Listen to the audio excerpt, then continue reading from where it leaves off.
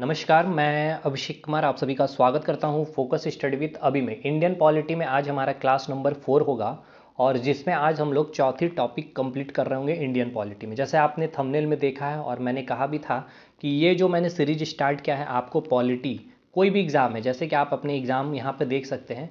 अगर नाम छूट गया हो, आप एसएससी में सीजीएल, सीपीओ, सीएचएसएल या फिर जेई की तैयारी कर रहे हो, रेलवे में NTPC, group D, JE, LP technician की तैयारी कर रहे हो, अपने स्टेट में सचिवालय सहायक झारखंड में, या फिर सिपाही की, या फिर दरोगा बिहार की, किसी भी एग्ज़ाम की तैयारी कर रहे हो तो मोर देन सफिशिएंट है। पूरा कंप्लीट लक्ष्मीकांत का मैंने निचोड़ रखने की कोशिश की है और बिल्कुल सेल्फ हैंड रिटन नोट्स आप जैसे देख सकते हैं, पूरा का पूरा सेल्फ हैंड रिटन नोट्स। और आपके एग्ज़ाम में अभी तक जो भी चीज़ें पूछी गई है या फिर पूछी जा सकती है, हर चीज़ को यहाँ पे मैंने कवर करने की कोशिश की है और यकीन मानिए बेस्ट रिवीजन वीडियो होगा ये आपका। और आज हम जो कंप्लीट करने वाले होंगे वो शेड्यूल है आपका, अनुसूचियाँ, ठीक है। टोटल 12 अनुसूचियाँ कवर करेंगे। अभी तक हमने 3 वीडियो में सबसे पहले संविधान के विकास एवं विशेषताएं कवर की है, दूसरी वीडियो में हमने प्रस्तावना कवर की है और तीसरी वीडियो में हमने संविधान की स्रोत कवर की है। ना केवल कवर किया, मैंने हर फैक्ट को रखा है, हर फैक्ट आपको समझाया हूँ और हर फैक्ट को आपको याद भी करवाया हूँ टू दी पॉइंट।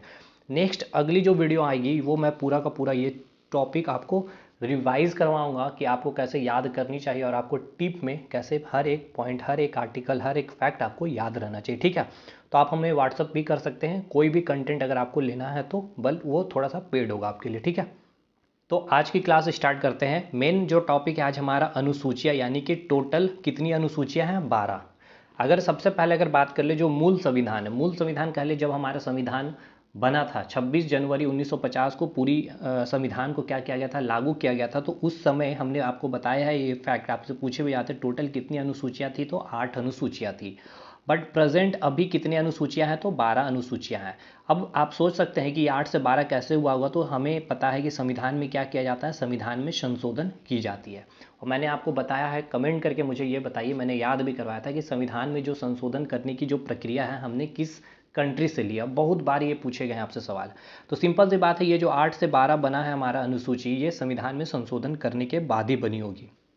मतलब ये 8 जो अनुसूची है ये पहले से हमारे संविधान में थी, बट बाद में ज़रूरत पड़ने के अनुसार 9वीं अनुसूची, 10वीं अनुसूची, 11वीं अनुसूची और 12वीं अनुसूची को क्या किया गया, संशोधन करके हमारे संविधान में ऐड ऑन किया गया, ठीक है। क्योंकि मैंने कहा था कि संविधान जो आपका बना 26 जो लागू किया गया था 26 जनवरी 1950 को, तो वो जो संविधान हमारा, खैर देखिए, बहुत ही फ्यूचर को देख करके सब कुछ चीज़ें, मतलब बड़ी सटीक वे में यहाँ पे हमारा संविधान बना। लेकिन जैसे जैसे समय आगे बढ़ती है तो हमारी नीड या फिर ज़रूरत या फिर इन्वायरमेंट की ज़रूरत, जो वातावरण की ज़रूरत के अकॉर्डिंग हमें अपने संविधान में भी कुछ चेंजेस करनी पड़ती। तो वो चेंजेस कैसे करते हैं, तो संशोधन के थ्रू, ठीक है। या हम आपके पब्लिक के वेलफेयर के लिए, कल्याणकारी के लिए सरकार को कुछ ऐसे कदम उठाने होती हैं जो उस समय मेंशन नहीं था, उस समय के सिचुएशन के अकॉर्डिंग। अभी का सिचुएशन काफ़ी अलग है तो उसके लिए कुछ ना कुछ बदलाव तो कैसे होंगे, तो पहले संविधान में संशोधन किया जाता है, ठीक है। तो ये खैर बातें हैं। तो आपको ये समझ में आ गया पहले कितनी थी अनुसूचियाँ, 8। उसके बाद 9, 10, 11, 12वां अनुसूची को हमने क्या किया, संविधान में ऐड ऑन किया। कैसे, संविधान में संशोधन करके। अब ये समझिए कि ये अनुसूचियाँ होती क्या। देखिए, स्टार्टिंग में जो आर्टिकल, स्टार्टिंग में बोल रहे तो मतलब हमारे संविधान में जो मूल संविधान में टोटल आर्टिकल कितने हैं, तो 395 आर्टिकल्स है, ठीक है मेरे भाई। अगर सीक्वेंस बाय अगर बात कर ले तो हमने बताया था 448 आर्टिकल। अब आप सोचिए 448 आर्टिकल है, टोटल 25 भाग है, यानी 25 पार्ट है। तो अगर अगर ऐसे देखा जाए तो हमारा संविधान और भी बहुत बड़ा बन जाता, ठीक है। तो ये संविधान हमारा बहुत और अधिक बड़ा ना बन जाए, इसके लिए क्या किया गया, हमारे संविधान को में कुछ अनुसूचियाँ बना दी गई, ठीक है। अनुसूचियाँ बना दी गई मतलब कुछ ऐसे कानून को क्या किया गया, डायरेक्ट अनुसूचिया में रख दिया गया, ठीक है, अनुसूची में रख दिया गया, जिसके लिए कोई आर्टिकल मेंशन नहीं किया गया, समझे। इसलिए हमने हमारे संविधान को बहुत ज़्यादा लेंथी, खैर सबसे बड़ा संविधान हमारा ही है, तो और भी ज़्यादा बड़ा ना बन जाए इसके लिए हमने अनुसूचियाँ बनाई है, ठीक है। अब हम आते हैं, एक एक शेड्यूल आपसे पूछा जाता है भाई, काफ़ी महत्वपूर्ण है आज का भी क्लास। पहला अनुसूची यानी कि पहला शेड्यूल में क्या बात किया गया है आपके पहले शेड्यूल में, इसको समझिए। देखिए, हमारे देश में क्या है कि जब भी कोई राज्य की फॉर्मेशन, जैसे कि बंगाल, बंगाल से क्या बना, उड़ीसा, बंगाल से कट करके उड़ीसा, उड़ीसा से कट करके बिहार, बिहार से कट करके फिर आपको झारखंड बना, है ना जी। तो ये जो राज्य की फॉर्मेशन हुई, या फिर यूनियन टेरिटरी यानी कि केंद्र शासित प्रदेश की अगर फॉर्मेशन करनी होती है हमारे देश में, ठीक है, उसके नीड के अनुसार, वहाँ के लोगों की नीडी देख करके अगर राज्य की फॉर्मेशन करनी है तो इसके लिए हमारे संविधान में कोई संशोधन करने की ज़रूरत नहीं पड़ती है। ये हमारे जो पहली अनुसूची है, इस पहले अनुसूची में ही यहाँ पर मेंशन कर दिया गया है राज्य तथा केंद्र शासित प्रदेश। ठीक है, यानी कि अभी कितना राज्य है ये पहले ये बताइए, 28 है, कितने केंद्र शासित प्रदेश है, तो 8 यूनियन टेरिटरी है। मतलब समझे, कोई भी अगर हमारी सरकार, भारत सरकार को नया राज्य बनाना है या फिर यूनियन टेरिटरी बनाना है तो उनको संविधान में संशोधन करने की ज़रूरत नहीं है। ये बात यहाँ पे हमारे पहले अनुसूची में बता दी गई है कि आप स्टेट या फिर यूनियन टेरिटरी की क्या कर सकते हैं, फॉर्मेशन कर सकते हैं। ठीक है, पहली अनुसूची का संबंध आपसे पूछा जाएगा कि पहला अनुसूची का संबंध है, ठीक है, किससे है, तो राज्य और केंद्र शासित प्रदेश से है। ठीक, बस इतना ही महत्वपूर्ण है। दूसरी शेड्यूल्स क्या बोलती है, आपकी दूसरी अनुसूची क्या बोलती है, इसमें जो है आपका बोला गया है जो सैलरी, ठीक है, जो वेतन दिया जाता है, जो भत्ते, जो अलाउंसेस दी जाती है या फिर जो पेंशन्स दी जाती हैं, जितने भी संवैधानिक पदाधिकारी हैं, मतलब जो संवैधानिक पदाधिकारी का अर्थ क्या होता है कि जो हमारे संविधान में, ठीक है, जो हमारे संविधान में क्या है वो पद मेंशन होगा। ठीक है, जैसे कि संविधान में मेंशन कैसे, प्राइम मिनिस्टर का पद हो गया या फिर आपका राष्ट्रपति का पद है, तो उनको जो भी सैलरी दी जाएगी या फिर उनको जो भी पेंशन दिया जाएगा, वो सब कुछ सैलरी या फिर अलाउंसेस हो चाहे पेंशन, वो सारी की सारी बातें कहाँ लिखी गई है, तो दूसरी शेड्यूल्स में लिखी गई है, दूसरी अनुसूची में लिखी गई है। तो आपसे पूछा जाएगा दूसरा अनुसूची का संबंध है, किससे संबंध है, तो जो सैलरी है, जो अलाउंसेस है, जो पेंशन है, या फिर आपसे ऐसे पूछा जाएगा कि सैलरी, अलाउंसेस और पेंशन, जितने भी संवैधानिक पदाधिकारी हैं, ठीक है, जो संवैधानिक पद में है, उनको जो सैलरी दी जाती है या फिर जो अलाउंसेस दी जाती है या फिर जो पेंशन्स दिए जाते हैं, वो किस अनुसूची में उल्लेखित है या वर्णित है, तो आप क्या बोलेंगे, दूसरी अनुसूची में।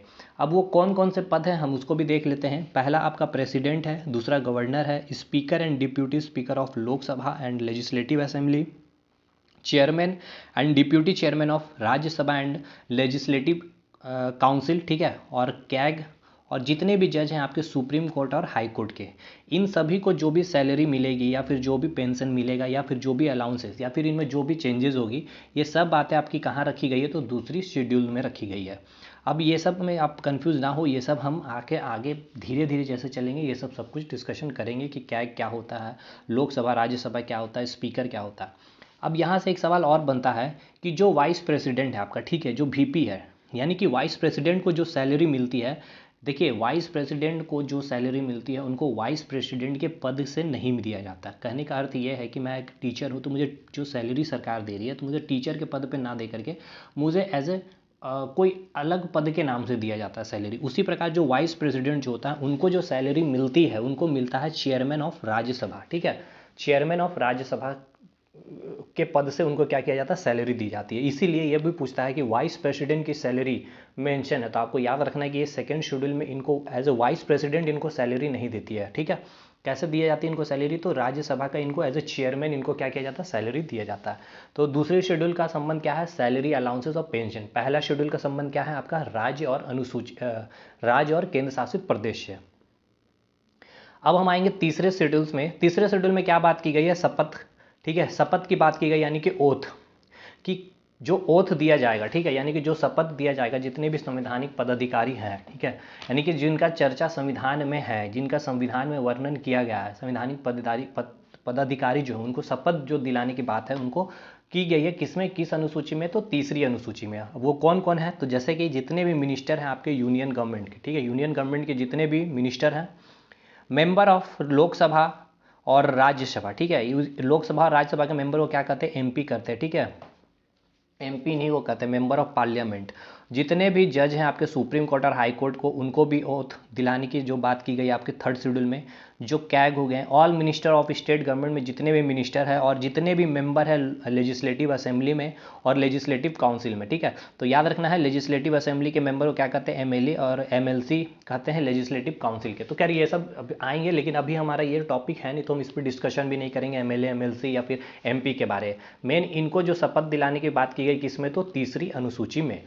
अब देखिए वाइस प्रेसिडेंट हो आपका आपका जो प्रेसिडेंट है आपका, उसके बाद आपका वाइस प्रेसिडेंट है और जो गवर्नर है, ये तीनों आपको याद रखना है शामिल नहीं है तीसरी अनुसूची में।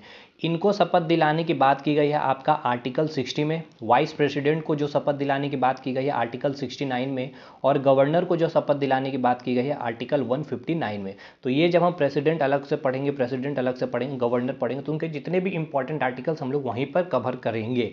तो ये आपको पता होना चाहिए, प्रेसिडेंट, वाइस प्रेसिडेंट और गवर्नर को जो ओथ दिलाने की बात की गई है वो तीसरी अनुसूची में मेंशन नहीं है। तो ऑप्शन में आपको दे दिया जाए तो आप उसको छाड़ सकते हैं, प्रेसिडेंट, वाइस प्रेसिडेंट, गवर्नर को। ठीक है भाई। चौथी अनुसूची, पहली अनुसूची क्या हो गया आपको, यूटी और स्टेट की बात की गई है। दूसरी अनुसूची में पेंशन, सैलरी अलाउंस। तीसरी में आपको ओथ। चौथा आपका जो शेड्यूल बोलता है अलोकेशन ऑफ सीट इन राज्यसभा, मतलब जो राज्यसभा है, ठीक है, राज्यसभा में जो सीटों का आवंटन, ठीक है, सीटों का आवंटन जो किया जाएगा, ये जो बात कही गई है किसमें, कौन सी अनुसूची में, चौथी सूची में। आपने देखा होगा यूपी में आप देखेंगे कि राज्यसभा में उसके लिए 31 सीट है। एज एग्जाम्पल झारखंड के लिए 10 सीटें ये किया गया, आवंटन किया गया। तो ये जो आवंटन किया जाता है उस राज्य के जनसंख्या के आधार पर, ठीक है, जितनी अधिक जनसंख्या होगी उस राज्य की वहाँ पे उतनी अधिक सीट होगी राज्यसभा में। तो ये जो अलोकेशन है, ये अलोकेशन ऑफ सीट इन राज्यसभा में जो बात की गई है किसमें, कितनी, कौन सी सूची में, तो चौथी अनुसूची में। पांचवी अनुसूची में अब हम आते हैं। पांचवी अनुसूची क्या कहता है, जो administration of schedule and schedule tribe area में, ठीक है, मतलब समझिएगा कहने का क्या मतलब है, यानी कि जो अनुसूचित और अनुसूचित जनजाति जो क्षेत्र हैं, ठीक है, वहाँ पर जो प्रशासन और प्रबंध कैसे होगा, ये सारी बात आपको कौन सी शेड्यूल में किया गया, तो पांचवी शेड्यूल में, यानी कि पांचवी अनुसूची में की गई। बहुत इंपॉर्टेंट है ये सब भाई, आपसे एग्जाम में पूछेगा। आप देख लीजिए सीबीटी 2 का भी, सीबीटी 1 का पेपर आप देखिए, आपसे यहाँ तो सवाल बने ही कि नहीं। जितने भी अनुसूचित और अनुसूचित जनजाति क्षेत्र है, अनुसूचित और अनुसूचित जनजाति क्षेत्र, शेड्यूल और शेड्यूल ट्राइब एरिया जो है, वहाँ पर कैसे प्रशासन होगा, ठीक है, या प्रबंध, वहाँ पर प्रशासन है क्या, प्रबंध कैसे होगा, ये सारी बात अब जो है आपका पांचवा शेड्यूल बताता है। छठा शेड्यूल काफ़ी महत्वपूर्ण है, ये भी आपका एडमिनिस्ट्रेशन से संबंधित है, और वही उन्हीं एडमिनिस्ट्रेशन आपका जनजाति जो क्षेत्र है, ठीक है, लेकिन ये 4 जनजाति क्षेत्र आपको याद रखना है, कैसे, एटीएम से 4 जनजाति क्षेत्र आपको याद रखना है। वो खास ये क्षेत्र याद रखना भाई, आपसे पूछता है, ये बहुत इंपॉर्टेंट है। एक आपका असम एटीएम, ठीक है, असम, त्रिपुरा, मिजोरम और मेघालय, ठीक है, असम, त्रिपुरा, मिजोरम और मेघालय। तो इसको कैसे याद रखेंगे, एटीएम से, असम, त्रिपुरा, मिजोरम, मेघालय। इन 4 जनजाति क्षेत्र में कैसे एडमिनिस्ट्रेशन की क्या, यानी कि प्रशासन की क्या व्यवस्था कैसे होगी, ये खास, क्योंकि यहाँ की जो जनजाति है ना, ये अन्य राज्यों की जनजाति से काफ़ी ज़्यादा भिन्न है, इसलिए इनको अलग शेड्यूल में, अलग अनुसूची में रखा गया। वो कौन सी अनुसूची है, छठी अनुसूची है। तो पूछ लेगा असम की या फिर त्रिपुरा की या फिर मेघालय या फिर मिजोरम, किसी भी अन्य एक राज्य का नाम देकर पूछ लिया जाएगा कि यहाँ पे जो एडमिनिस्ट्रेशन की जो प्रबंध की जाती है जनजातियों के लिए कौन सा शेड्यूल मेंशन है, तो पांचवी आप ना करेंगे, ठीक, इसको छठा शेड्यूल में रखा गया है। बाकी इसके अलावा जितने भी जनजातीय क्षेत्र होंगे, ठीक है, चाहे वो शेड्यूल हो चाहे शेड्यूल ट्राइब के हो, उनके लिए जो भी एडमिनिस्ट्रेशन का प्रोसेस किया गया है संवाद के रखा गया, पांचवी सूची में रखी गई है। ठीक है, अब आते हैं सातवां अनुसूची में, काफ़ी महत्वपूर्ण अनुसूची है ये आपका।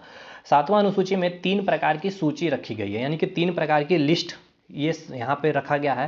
पहला लिस्ट है आपका यूनियन लिस्ट, यानी कि संघ सूची। ये चीज का मतलब समझ लीजिए ये लिस्ट क्या है। यहाँ लिस्ट का मतलब ये है कि यहाँ पर सब्जेक्ट रखा गया, यहाँ पर विषय, यहाँ पर भी कुछ विषय डाल दिया गया है और यहाँ पर भी कुछ विषय डाल दिया गया। जैसे कि आपसे पूछता है कि अभी प्रेजेंट में टोटल 100 विषय को रखा गया किसमें, यूनियन लिस्ट में। सब समझ में आ जाएगा, बस सुनते रहिए। आपको अगर स्टेट लिस्ट यानी कि राज्य सूची की बात कर ले तो यहाँ टोटल 61 सब्जेक्ट रखा गया है, और कंकरेंट लिस्ट में टोटल कितना सब्जेक्ट रखा गया, तो 52 सब्जेक्ट रखा गया। प्रेजेंट की अभी हम बात कर रहे हैं, लेकिन इससे पहले जो था आपका 97 सब्जेक्ट था। ठीक है, उसके बाद 56 सब्जेक्ट आपके राज्य सूची में थे और 47 सब्जेक्ट जो थे आपके कंकरेंट लिस्ट में थे। तो 47 से यहाँ पे क्या किया गया, देखिए 5 सब्जेक्ट को घटाया गया और ये 5 सब्जेक्ट को यहाँ पर एड ऑन कर दिया गया था। ठीक है, संविधान में संशोधन करके। ठीक, तो अब समझिए जो 100 विषय पे है, यहाँ पे जो 100 विषय जो रखे गए हैं यूनियन लिस्ट में, मतलब ये यूनियन लिस्ट का कहने का मतलब ये है कि ये 100 के 100 विषय पे किसका अधिकार होगा कानून बनाने का, तो आपका जो केंद्र सरकार है, सेंट्रल गवर्नमेंट जो है, उन पर पूरा का पूरा अधिकार, उस पर कोई राज्य की सरकार हस्तक्षेप नहीं कर सकती है। ठीक है, उस पर कुछ राज्य सरकार कुछ बोल नहीं सकती है। अब 61 विषय को कहाँ रखा गया, स्टेट लिस्ट में, यानी कि ये 61 विषय पर जो आपका जो राज्य सरकार है उनका पूरा का पूरा पावर होता है, उन पर कानून बनाने का अधिकार जो होता है किनको होता है, तो राज्य सरकार को होता है। ठीक है, उसके बाद आप आते हैं तीसरा जो है कंकरेंट लिस्ट, जिसको हम कहते हैं समवर्ती सूची। तो कोई कमेंट करके हमें बताएगा कि हमने समवर्ती सूची कहाँ से लिया है, किस कंट्री से लिया है, और एक रेसिडुअल पावर हमने किससे लिया है, किस कंट्री किस देश से लिया। मैंने याद भी करवाया था आपको, अगर आपको याद हो तो। ठीक है, तो इसमें जो 52 विषय हैं, इस पे जो है आपका केंद्र सरकार और राज्य सरकार दोनों को इसमें छूट होता है, कि दोनों को मतलब पावर होता है कि यहाँ पे क्या कर सकती है, वो अपना निर्णय ले सकता है या कानून बनाने का अधिकार होता है उनको। तो कुछ मैं आपको बता दूं कि यहाँ पर कौन कौन से विषय रखे गए हैं। जितने भी डिफेंस से रिलेटेड जितनी भी बातें होंगी, कानून बनानी होगी, तो वो कौन बनाएगा, क्योंकि यह आपका जो डिफेंस हो गया, ठीक है, डिफेंस सेक्टर हो गया, अंतरिक्ष वाला जो सेक्टर हो गया, इसरो वाला सेक्टर हो गया, या फिर रेलवे हो गया, सिटीजनशिप पर कोई कानून बनाना हो, ये सब कुछ जो है आपके यूनियन लिस्ट में रखा गया है। मतलब यहाँ पर ये सारे विषय पर, रेलवे पे या फिर डिफेंस में या सिटीजनशिप में या इसरो पे, यहाँ पर पूरा का पूरा बैंकिंग सिस्टम पे, या फिर अगर पोस्ट ऑफिस पे, जितने भी पोस्ट ऑफिस की स्कीम है, शेयर मार्केट पे, इस पर जो है राज्य सरकार की पावर नहीं होती है कानून बनाने का पूरा पावर किसको होता है, सेंट्रल गवर्नमेंट को होता है। ये सारे विषय आपके कहाँ, यूनियन लिस्ट में। तो आपसे पूछ लिया जाएगा कि रेलवे किस सूची में आती है, तो आपको याद रखना चाहिए ये यूनियन सूची में है। और एक आप अपना कंसेप्ट भी रखिएगा, थोड़ा सा दिमाग रखिएगा, कि मतलब कि जो पूरे भारतवर्ष को रिप्रेजेंट कर रही होगी, जैसे कि रेलवे, तो उस पर सिंपल सी बात है, भारत सरकार का ही पावर होगा। अब यही बात कर ले, जैसे कि पूरा टेलीकॉम सेक्टर हो गया, ठीक है, तो उस पर कोई एक राज्य सरकार कुछ उसमें कानून नहीं बना सकती है। उसके बाद अगर बात कर ले शेयर मार्केट की, इंश्योरेंस पॉलिसी वगैरह जितनी, सब का सब ये पूरा का पूरा जो पावर होगा, भारत सरकार यानी कि केंद्र सरकार को, यानी वो कहाँ होगी, तो यूनियन लिस्ट में होगी। ठीक है, इनकम टैक्स से लेकर के बातें हो गई, या कोई करेंसी से हो गई, आरबीआई हो गई, ये सेंसस हो गए, परिवहन हो गया, ठीक है, ये सब आपके यूनियन लिस्ट में होगा।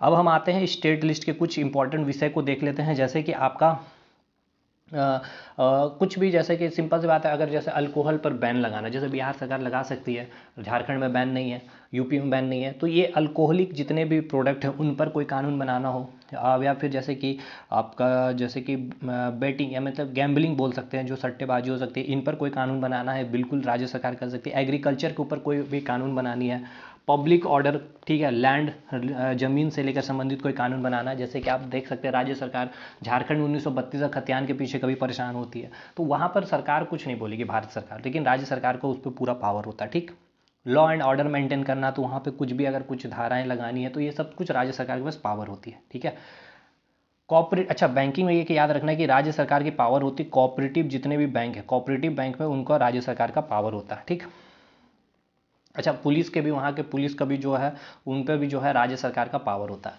अब हम आते हैं आपके कंकरेंट लिस्ट में। कंकरेंट लिस्ट कह ले, जैसे कि एजुकेशन में, ठीक है, एजुकेशन हो गया, पॉपुलेशन हो गया, उसके बाद आपका जो फैमिली प्लानिंग हो गया, ठीक है ना जी, फैमिली प्लानिंग हो गया, ये सब जो हो गया। उसके बाद आप बोल सकते हैं आईपीसी धाराएं जितनी हो गए, इलेक्ट्रिसिटी पे जो भी चीज़ें अगर करनी है, कम प्राइस करना है, अधिक प्राइस करना है, ये सब चीज़ें जो हैं ये आपका मतलब कंकरेंट लिस्ट में रखा गया, मतलब राज्य सरकार केंद्र सरकार दोनों को इसमें पावर होता है।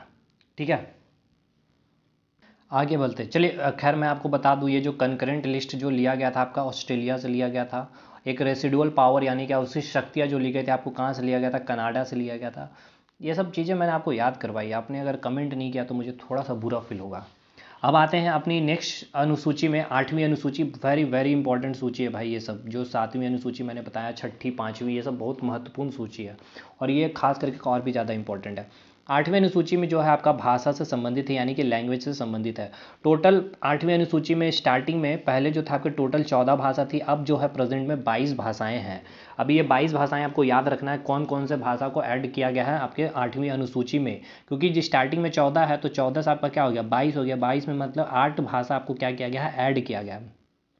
तो देख सकते हैं 1 2 3 4 5 6 7 8, ये आठों के आठों भाषा आपको याद होना चाहिए कि किस संविधान में संशोधन के तहत और किस ईयर में और कौन सी भाषा को ऐड किया गया था, कब किया था, ये पूछता है आपके एग्जाम में। तो सबसे पहला 14 भाषा थी स्टार्टिंग में, ये भी पूछा गया आपसे सवाल कि 8वीं अनुसूची में सबसे सर्वप्रथम कितनी भाषा थे, तो 14 थे, और अभी कितना है वर्तमान में, तो 22 है। अब याद है, देखिए जो अब ये अब कैसे इसको याद करेंगे, सबसे पहले आप क्या याद कीजिए, ईयर याद कीजिए। सबसे पहले ईयर याद कीजिए 65, सबसे पहले 65 नहीं मेरे भाई, 67 होगा। यहाँ पे गलती से मैंने 65 लिख दिया भाई, इसके लिए मैं माफ़ी मांगता हूँ। 67, ठीक है, 67 होगा ये, आप इसे ठीक कर ले एक बार अच्छे से। 67, कोई नोट्स बना रहा हो तो ठीक कर लेंगे। याद रखना ईयर 67, 92 और 2003, ठीक है 2003। ये आप लिखें 21, ये लिखें आप 71 और ये लिखें आप 92।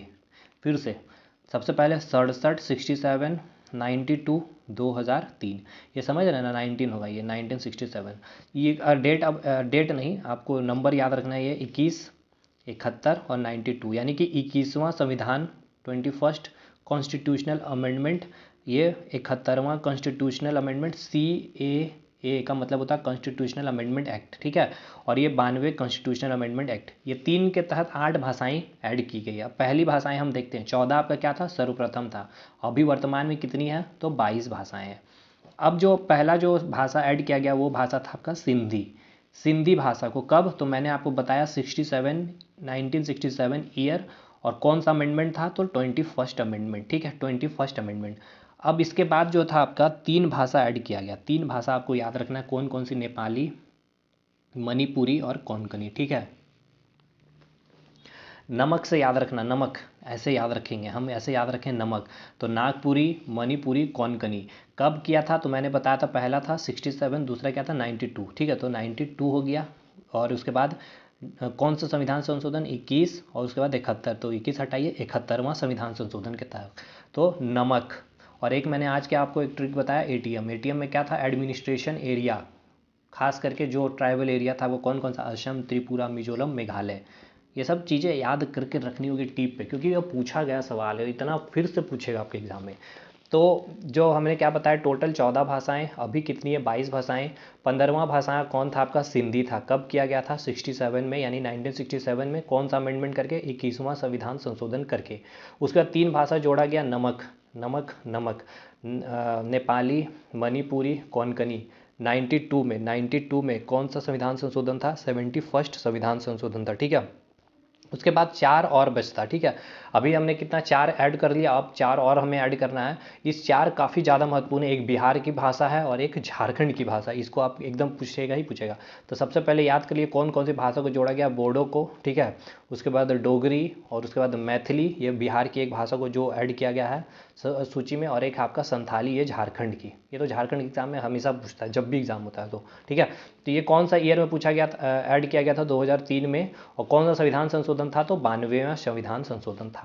चलिए भाई, याद हो गया आपको, आई थिंक आपको पूरा याद मैंने करवा दिया है।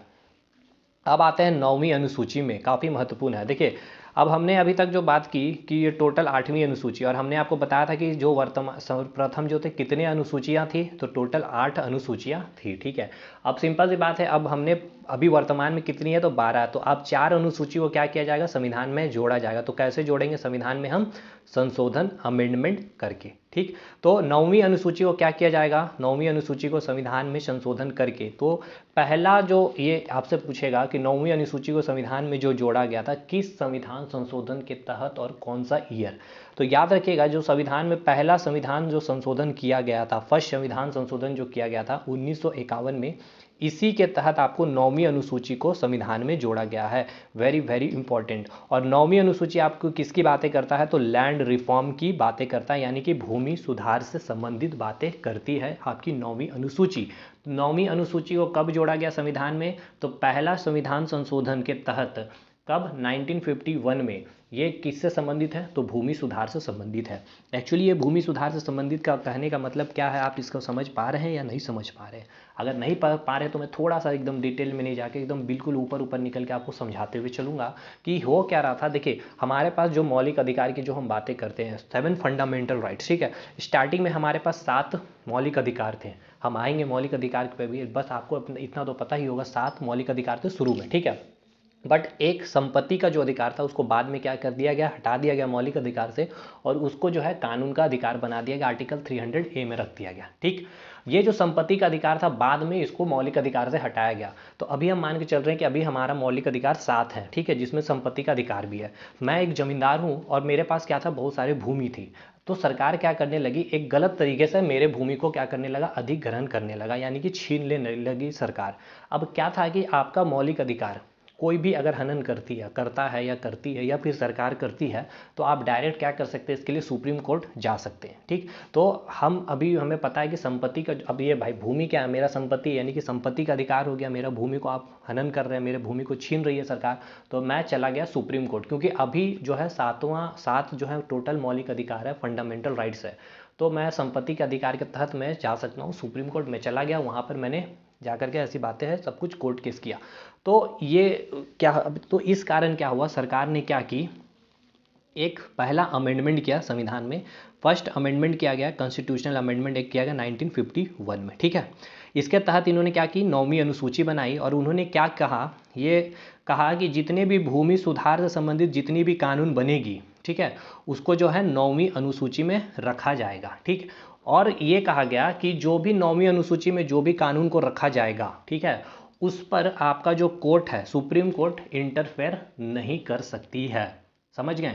अब हो क्या गया, देखिए मैं उस समय कोर्ट चला गया, मेरा भूमि को सरकार ने ग्रहण किया, क्योंकि वो संपत्ति का अधिकार था उस समय, फंडामेंटल राइट्स थी। ठीक, तो सरकार को भाई मेरी ज़मीन चाहिए, तो अब उसने क्या किया, पावर है उनके पास संविधान में संशोधन करने की, उन्होंने संविधान में संशोधन कर लिया।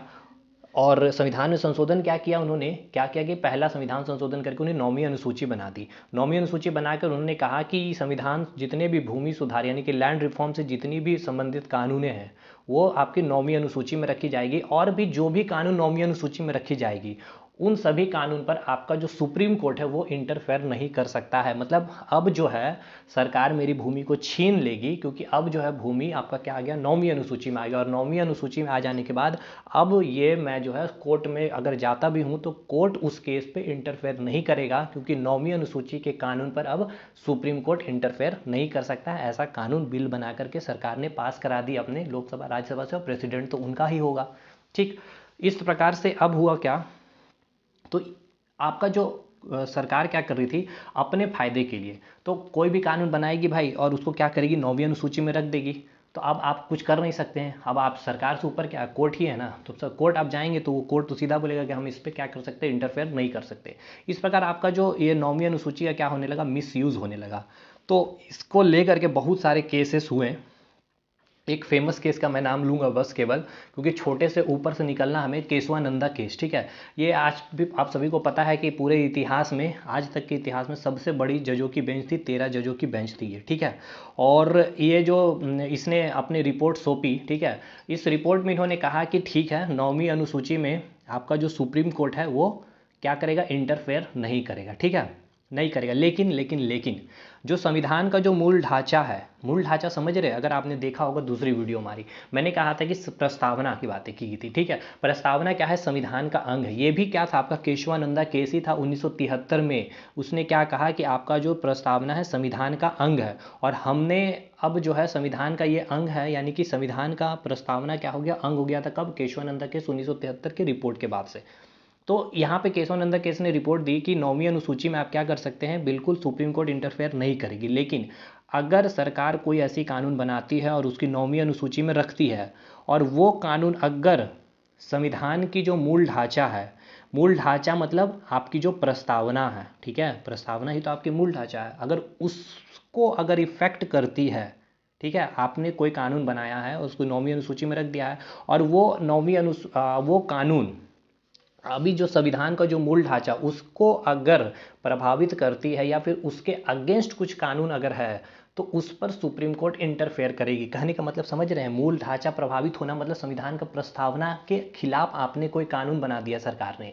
मतलब मूल ढांचा क्या है कि हम भारत के लोग, जो भारत पूरे हम, हमारे जनता हम और आपसे ही बने हैं। दूसरा क्या है, सोशलिज्म, सेक्युलरिज्म, उसके बाद डेमोक्रेटिक, रिपब्लिक, सोवरेन, उसके बाद न्याय की बात की गई है, राजनीतिक न्याय, आर्थिक न्याय, उसके बाद राजनीतिक, आर्थिक और सामाजिक न्याय, फिर फ्रीडम की बात है उसमें, उसके बाद इक्वलिटी की बात है। ठीक है, तो ये बातें अगर मूल ढांचा में अगर आपने कोई कानून बनाया और इनमें से कोई भी अगर इफेक्टेड होता है, मतलब इसके अगेंस्ट आपका कोई कानून है, तो आप क्या कर सकते हैं, सुप्रीम कोर्ट जाएंगे और सुप्रीम कोर्ट इस पर बिल्कुल इंटरफेयर करेगी।